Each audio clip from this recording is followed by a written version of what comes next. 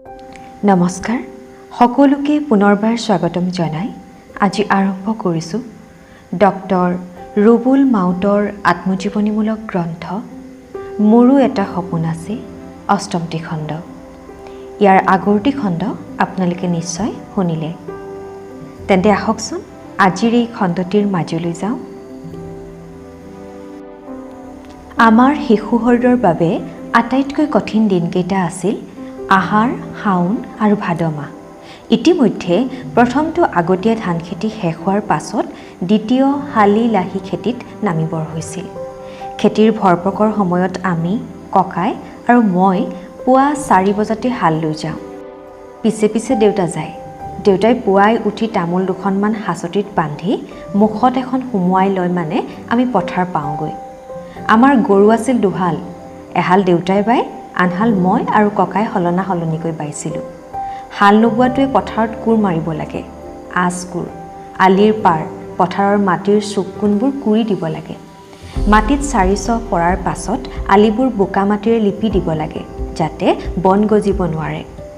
5 চাহত ৰুবলৈ দিয়া হয়। ৰুবলৈ দিয়াৰ পিছত দেউতাই কঠীয়া আনে, আমি বিলাই দিওঁ।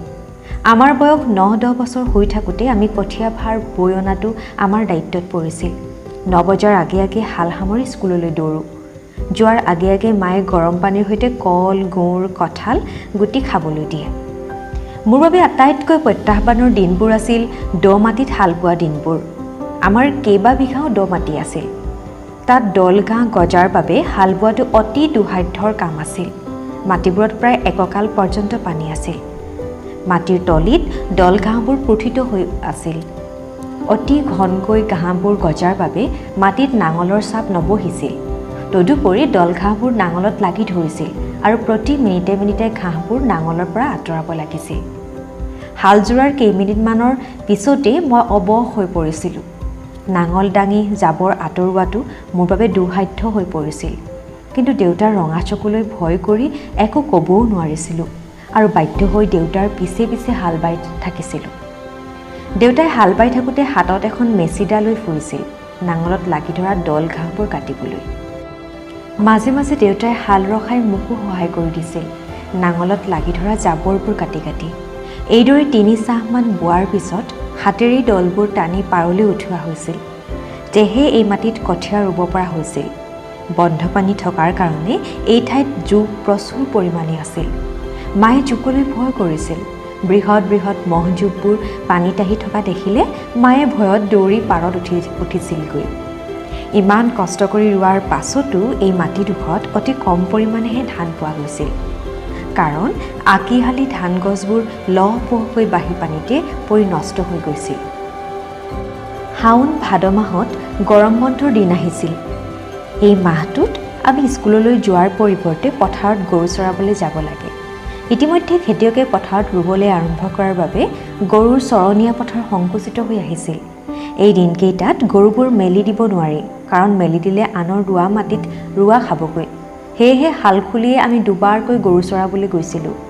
এবাৰ পুৱা 10ৰ পৰা 12মান বজালৈকে, 12 বজাত আহি আমি জিৰণি লৈছিলোঁ। পিছবেলা ঠিক 3মান বজাতে পুনৰ গৰু চৰাবলৈ গৈছিলোঁ। শাওন মাহৰ প্ৰখৰ ৰ'দক প্ৰতিহত কৰিবলৈ মূৰত এটা জাপি, নতুবা কান্ধত এটা ছাতি, এখন হাতত এডাল এছাৰি, অন্য হাতত এখন কিতাপ। এই দিনবোৰত বাহিৰা কিতাপ পঢ়াটো নিচা হৈ গৈছিল। আমাৰ কাষৰ বৰ্তাহঁতৰ ল'ৰা দুটা দীপ মাকনে বিস্ময় তৃষ্ণাতুৰ জাতীয় কিতাপ যোগান ধৰিছিল। 9ম শ্ৰেণীত থকা বছৰটোৰ গৰমৰ বন্ধত এইদৰে গৰু চৰাবলৈ যাওঁতে সাহিত্যৰ কেইবাখনো মূল্যৱান কিতাপ যেনে ককা দেউতাৰ হাড়, নৈ বৈ যায় আদি পঢ়া মনত আছে। এই কিতাপবোৰ আনৰ ঘৰৰ পৰা খুজি আনিছিলোঁ। নিজে কিতাপ কিনি পঢ়াৰ মনত নাই, সামৰ্থ্যও নাছিল। ভাদ মাহ সোমাওঁতে খেতি শেষ হয়। ইফালে গৰমৰ বন্ধও শেষ। আকৌ স্কুললৈ যাব লাগে। জীৱনৰ একেটাই চক্ৰ বছৰি বছৰি আহি থাকে। তেতিয়াৰ পৰা গ্ৰীষ্মকাল মোৰ একেবাৰে প্ৰিয় নাছিল। অত্যধিক গৰম বা বৰষুণ হোৱাৰ বাবে ঠিক নহয়, মোৰ শৰীৰৰ মনত অত্যধিক কষ্ট হোৱাৰ বাবেহে। দিনত ইমান শ্ৰম কৰি ৰাতিলৈ স্কুলৰ পাঠ পঢ়িব লাগিছিল। ইফালে আহাৰ শাওনৰ কিছুদিন আমাৰ ঘৰত প্ৰায় খাবলৈ নুজুৰিছিল। পেটৰ ভোকত জুই লৈ খাবলৈ পোৱাৰ চিন্তাই দেহ মনক হতাশ কৰি তুলিছিল। আজিকালি মই গ্ৰীষ্মকালত যেতিয়া শীত তাপ নিয়ন্ত্ৰিত অত্যাধুনিক পৰীক্ষাগাৰত সোমাই বিজ্ঞানৰ পৰীক্ষা নিৰীক্ষা কৰি থাকোঁ তেতিয়া মোৰ প্ৰায় শৈশৱৰ দিনবোৰলৈ মনত পৰে সেই সকললৈ যিসকলে এতিয়াও মোৰ শৈশৱৰ দৰে পথাৰত গৈ ৰ'দ বৰষুণ নেওচি মাত্ৰ দুবেলা দুমুঠি ভাতৰ বাবে শ্ৰম কৰিবলগীয়া হৈছে। এই পৃথিৱীত তেওঁলোকৰ সংখ্যা কোটিৰ ঘৰত। আহিন আহিলেই বাম খেতিলৈ যাবৰ হয়। দেউতাই বাৰীত অলেখ ধৰণৰ বাম খেতি কৰিছিল। আমি সৰু হৈ থাকোঁতে দেউতাক বাম খেতি কৰাত সহায় কৰিছিলোঁ, কিন্তু পাছলৈ অৰ্থাৎ মই অষ্টম নৱম শ্ৰেণী পাওঁতেই নিজেই এই বাম খেতিৰ দায়িত্ব লৈছিলোঁ। জাত জাত শাক পাচলিৰ খেতি হৈছিল। লাই লফা মূলা আগতীয়াকৈ কৰা হৈছিল। কাতি মাহত আৰম্ভ হৈছিল বন্ধাকবি ফুলকবি ওলকবি আলু পিঁয়াজ নহৰুৰ খেতি। কাতিৰ শেষৰ ফালে ৰঙালাও কেৰেলা মটৰ আদিৰ খেতি আৰম্ভ কৰা হৈছিল। কেৰেলা খেতি গোটেই অঞ্চলটোৰ ভিতৰত কেৱল আমাৰ গাঁৱতেই হৈছিল, তাকো কেইজনমান খেতিয়কৰ উদ্যোগতহে। আমাৰ দেউতাই আৰু পিছলৈ আমি প্ৰত্যেক বছৰেই কেৰেলা খেতি কৰিছিলোঁ। প্ৰায় আধা বিঘা এবিঘামান মাটিত এই খেতি কৰিছিলোঁ। কেৰেলা খেতি বৰ লাভজনক আছিল। বজাৰত শতকাই বিক্ৰী হৈ গৈছিল। ইয়াৰ কাৰণটো হ'ল আন গাঁওবোৰত এই খেতি কৰা নহৈছিল। দেউতাই হাল বাই মৈয়াই মাটি উলিয়াই দিছিল। আমি ককাই আৰু মই খুলি খান্দি গৰু গোবৰ দি গৈছিলোঁ। কোৰেৰে এই গোবৰ মাটিৰ সৈতে মিহলাই এটা খুলিত ৪-৫টাকৈ গুটি দি গৈছিলোঁ। পুলি ওলাবলৈ ১-২ সপ্তাহ লাগিছিল। পুলি ওলোৱাৰ পাছত সময়ে সময়ে কেৰেলাৰ তলিখন চিকনাই দিয়া হৈছিল। এইদৰে ২-৩ বাৰ চিকনোৱাৰ পাছত পুহ মাঘ মাহত কেৰেলাৰ তলিত ধান খেৰ পাৰি দিয়া হৈছিল, যাতে তাত বনৰীয়া বন গজিব নোৱাৰে। তাৰ পাছত ফাগুনত কেৰেলা লাগিবলৈ আৰম্ভ কৰিছিল আৰু আমি বহাগ পৰ্যন্ত বজাৰত কেৰেলা বিক্ৰী কৰিছিলোঁ। উল্লেখযোগ্য, আমাৰ ঘৰত কেৰেলাৰ খেতি ককা অকন্তিৰ দিনৰ পৰাই চলি আহিছে আৰু এই খেতিৰ উত্তৰাধিকাৰী কণ আৰু মুনে এতিয়াও কৰি আহিছে। হয়তো ভৱিষ্যতেও আমাৰ পৰিয়ালত কেৰেলাৰ খেতি চলি থাকিব, কোনে জানে। কেৱল খেতি কৰিলেই নহ'ব, উৎপাদিত সামগ্ৰী বিক্ৰীও কৰিব লাগিব।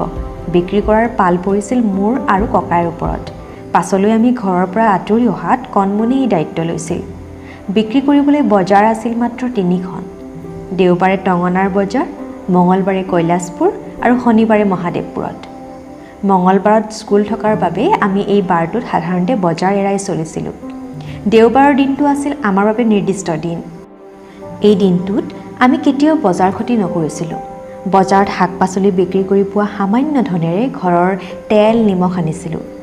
কেতিয়াবা খাবলৈ নোযোৱা দিনকেইটাত চাউল আটাও আনিব লগা হৈছিল। এই বজাৰবোৰত হোৱা ৰোমাঞ্চকৰ অথবা হতাশজনিত অভিজ্ঞতাৰ টুকুৰা কিছুমান তলত দাঙি ধৰিলোঁ। দৃশ্য ১। পুৱাই শুই উঠি টঙনাৰ দেওবৰীয়া বজাৰলৈ যাবলৈ ওলালোঁ। শাক পাচলিবোৰ আগদিনা গধূলিয়ে ছিঙি থৈ দিয়া আছিল। বন্ধাকবি আধা বস্তা, কেৰেলা আধা বস্তা, বেঙেনা কেইকেজিমান। পুৰণি ৰয়েল চাইকেল এখনত পাচলিবোৰ ভাৰ কৰি চাইকেল ঠেলি টঙনা পালোগৈ। লগত চিৰন্তন লগৰীয়া ককাই। টঙনা বজাৰৰ উত্তৰ পূব দিশত আমাৰ বেহা মেলাৰ নিৰ্দিষ্ট স্থান। আমি বজাৰৰ একমাত্ৰ বাঁহৰ হোটেলখনৰ সন্মুখতে থৈলা পাৰি বহিলোঁ। পাচলিবোৰ ভাগ ভাগ কৰিলোঁ। বজাৰত পাচলি বিক্ৰী কৰাৰ আৰম্ভ হ'ল। দপথাৰ গাঁৱৰ মানুহবোৰ বজাৰলৈ আহি আমাৰ বাবে ৰৈ আছিল। দপথাৰৰ গাঁৱত বাম খেতি নহয়, সেয়ে আমাৰ গাঁৱৰ শাক পাচলিলৈ তেওঁলোক ৰৈ থাকে।